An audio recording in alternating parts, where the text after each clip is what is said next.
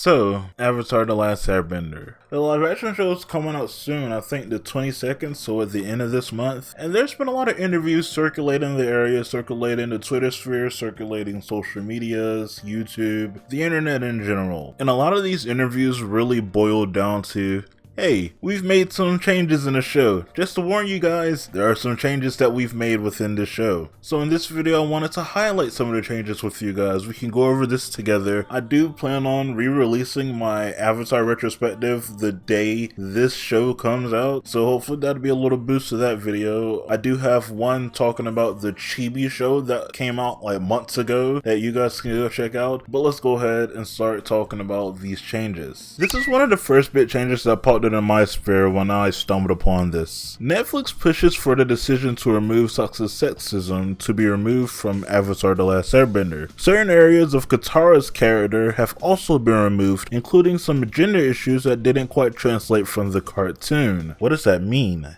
I think it's very easy to kind of look at that and look at early Avatar and just be like, oh yes, sexism bad, let's remove that. But you're not getting into why was Sokka like that within the first place. He grew up in a small tribe where all the men became warriors and all the ladies were like just stayed in the house and did things like that. So Sokka had a reason to be the way that he is, especially early on in the Avatar. He basically grew up in the country, deep south. But once they started exploring more of the world and he got to see more of the different people out here in the world, people like Toph, people like Suki, and the Kyoshi warriors, whom he had this stereotypical stance against because there's no way these ladies attacked me, and it turns out they were better warriors than him. And you know what he decided to do? He decided to learn from his mistakes and get them to teach him. He apologized, bowed down, and said, I'm sorry for acting the way I was, please teach me some of your moves. And they did that, and that's how him and Suki bonded, was because of that issue. So I'm confused if Suki's gonna be in this in general, because there's another story that we need to talk about. Yes, I'm not sure if Suki's going to be in here, because in this article it states Avatar The Last Airbender, a serialized drama. They are making this into a serialized drama if you guys didn't know. Aang will not go on many detours looking for adventures like riding the elephant koi, i.e. the reason they went to Kyoshi Island in the first place. Or wherever the island was where the Kyoshi warriors were on. I think it was Kyoshi Island. Yeah. We essentially give him the vision of what's going to happen, and he says I have to go to the Northern Water Tribe to stop this from happening. So I have two qualms with this. The first qualm is, when is he going to get this vision? Because if he gets this vision before he abandons the Southern Air Temple, I have questions. I have questions with the not going on detours thing in general. Like, I understand this is a live action series, it's gonna be 8 1-hour long episodes. I think you could have dedicated one of the episodes to going around to different places in the world and just experiencing different things, because the whole point of him going on all of these detours is so he can,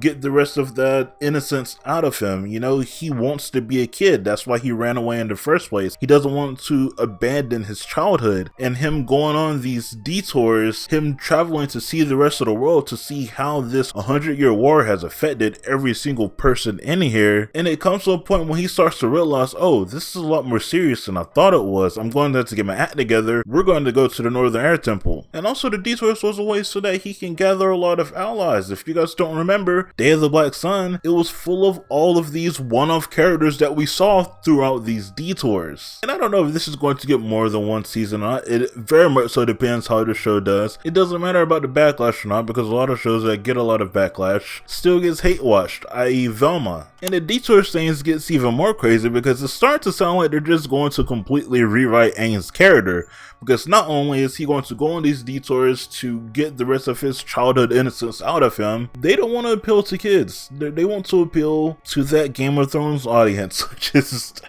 I don't think Avatar The Last Airbender and Game of Thrones should be in the same conversation. Not at all. I do think people who like Avatar and people who like Game of Thrones, while there might be some correlation between the two fandoms, I do think these two fandoms are wildly different. For one set in medieval times where there's a lot of crazy stuff going on. I've never watched Game of Thrones, but don't worry guys, I actually started reading some of the actual article, and a lot of these people seem like they were fans fans of the original show. Here's a visual effects supervisor who says he saw it when it first came out. He was a big fan of it and he really wanted to be a part of the team, so he got himself to be a part of the team. The showrunner and executive producer said his daughter was a huge fan of it growing up, and he kind of fell in love with it and got hooked from watching it with her, trying to explain things to her. And while his daughter's very excited for it, his son sadly isn't, because he doesn't think he should try to make a live action version of Avatar: The Last Airbender, which is a fair point, but he just boils it down to he's in the contingent of fans that think you can improve upon the original series. So he was a little wary. But don't worry guys, he thinks he won him over. In the article, it also states that they want to show more of the things that were kind of glossed over in the Nickelodeon series, because it's a Nickelodeon show. Things like the attack on the Southern Air Temple and the Atnikai between Ozai and Zuko. Well, personally, I don't think they were sort of glossed over. I can understand the sentiment with that a little bit. At least when it comes to something like the Southern Air Temple, personally speaking, I don't think it needs to be more detailed. I don't want to see people get burnt alive. I don't want to see Sozin walk through there inch by inch and burn everybody, because he didn't have to get his hands dirty in the attack of the Southern Air Temple in the original series. He was powered up by Sozin's comet, if I remember correctly. That's how he was able to wipe out all of the air nomads. He just did the widespread fire that we see Ozai do in the Sozin's common episodes of Avatar: The Last Airbender. He didn't go into each building and it's like,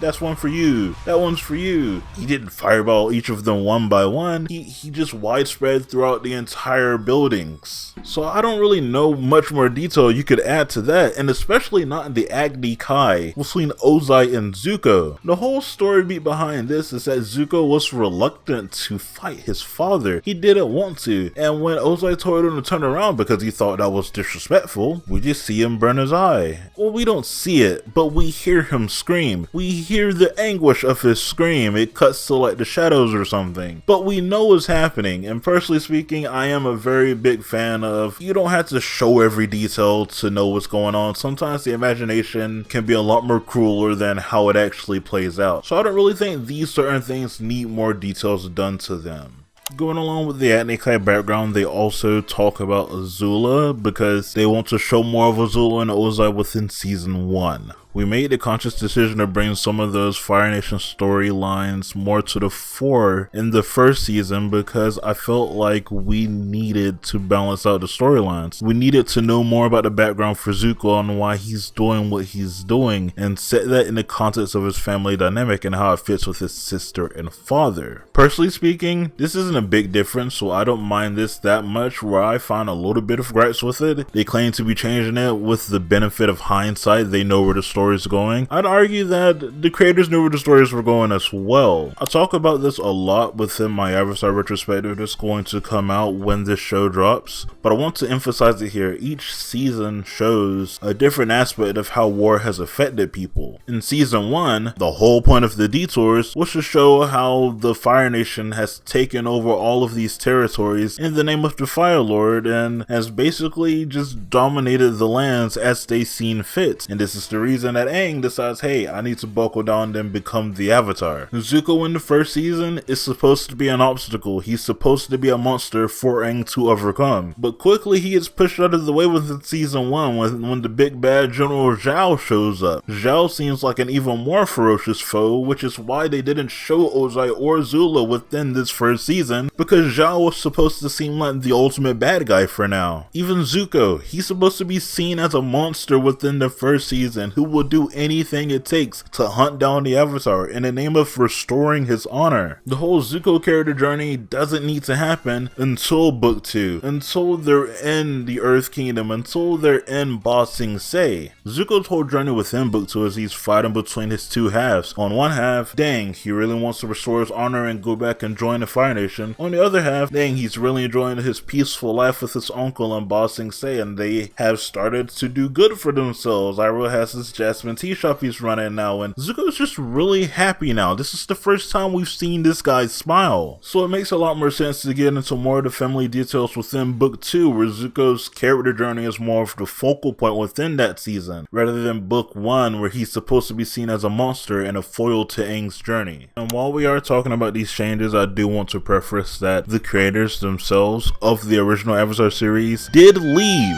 this show because of the amount of changes that they were making. I just want to preface that this did happen, and the Avatar Studios are now a thing in Paramount, and they're doing a lot of animated stuff there that are going to come out within the next couple of years. So don't be surprised that all these changes are happening, because that rumor / report did come out a couple of years ago that they did leave, and it was confirmed during this interview that they left. I personally couldn't find an actual article that talked about this, but there is a rumor that's going on that they did remove some of the war within Ba Sing Se because they wanted to capture the true beauty of the town and the culture and everything like that. I don't know if this is true or not. You know, I couldn't find an article that could back this up, but it wouldn't surprise me in one of the big things we have to talk about now. Part of that strategy involves Sozin Comet, which fans of the original series are already familiar with, and newbies can spot cutting across the night sky in the trailers. The comet was their ticking time bomb. We removed that particular ticking clock from our show for now because we couldn't know exactly how old our actors would be for the subsequent seasons. We definitely thought about that going into season 1 so that we can accommodate for puberty, adolescence, and time passing. Yes, this is the big one. They have removed the Sozin's Comet, which would explain why they would have to change some of the ways that Sozin goes about attacking the Southern Air Temple, because Sozin's Comet apparently isn't going to be a thing. Maybe it'll still be a thing for events that happened in the past, but it's seeming like throughout the current events that are happening within the Avatar story, it's not going to be a thing, which is a bit saddening to read, because I feel like it was such an easy thing they could have changed. They could have changed it instantly from just Sozin's Comet going to be here within a year to Sozin's Comet's going to be here within 4 years or 5 years, however long it's going to take for each season to come out. Hell, the other live action Avatar show did that. They did state it's going to take 4 years for Sozin's Comet to get here. That was said between a conversation between Zhao and Ozai. So why couldn't this show do it? No, we're just going to remove Sozin's Comet entirely. It's definitely weird. They did consider this more of a remix than a cover, than a retelling of Avatar The Last Airbender, and yeah, no duh, this is 100% not going to be the same show at all. You might as well have called this a different show, but I'm going to still watch it to see how it holds up. It's obviously going to be better than the original live action series because all it had to do was get the CGI looking better, and it looks like the CGI is looking better from all these photos that I've seen throughout these articles. I haven't seen the trailers because I don't want to look at any of the trailers. I just want to go into the show blind, but so much of these articles have popped up that I haven't gone into the show blind. I know about the changes they've made now. All they had to say in these interviews is, we love Avatar and we wanted to do a show that represented Avatar in its best. But I guess it is fair because seeing the changes that were made just blindly would have been crazy, genuinely. And it would have thrown everybody out for a loop, and I can understand why they would want to warn us while there are changes coming, because we won't be surprised and we won't be throwing a fit throughout the first day it drops. We'd actually be like, yeah, it's fine, it's better than we thought it was going to be, but it's still very much so different from Avatar The Last Airbender. Like, look at One Piece for example. Everybody knew that One Piece was going to be completely different from the anime and the manga, but they did it anyway. They made it, and you know what? A lot of people really enjoyed the show. It even got some new fans to start liking One Piece. So maybe they'll be able to do the same for Avatar? I'm not sure. I'm not as excited as I was. I can't lie to you and say that I am still excited for the show. But it is going to start a big train for more Avatar stuff to come out. So in that instance, I am excited. Like, this is going to be one of the first big things. And then I think like later this year or next year, one of the movies are going to come out, and then we're going to get a new series. I really hope Paramount doesn't mess up any of those plans because I really want those to happen. A theatrical Avatar movie would just be amazing. Come on now. Please don't ruin that for us, Paramount. Netflix, you ruin this however you want. I don't care. To be fair, this isn't canon. I'm going to watch this in the same mindset that I watched the Netflix Death Note movie. This is a completely different retelling of events that are vaguely similar to something that I've seen before. So I hope at least I can find some charm within here. The settings do look great. The characters' clothing do look great. The design of the CGI creatures look great. The bending probably looks great. I haven't seen it yet because I don't want to look at the trailers, but assumingly if they got Heibai looking cool, they probably have the bending looking sick as well. I just hope they were prepared for the backlash they were going to get for the things they have said throughout these articles. And I hope it was strategic that they said it now so that nobody would be arguing about it during the day that it released. I will be watching this show. We'll probably be making content on it, so if that does happen, I'll see you guys around then. What are your thoughts on all these changes that are happening throughout this live action series? Let me know in the comments down below and I'll get back to you guys as soon as I can. Okay, goodbye.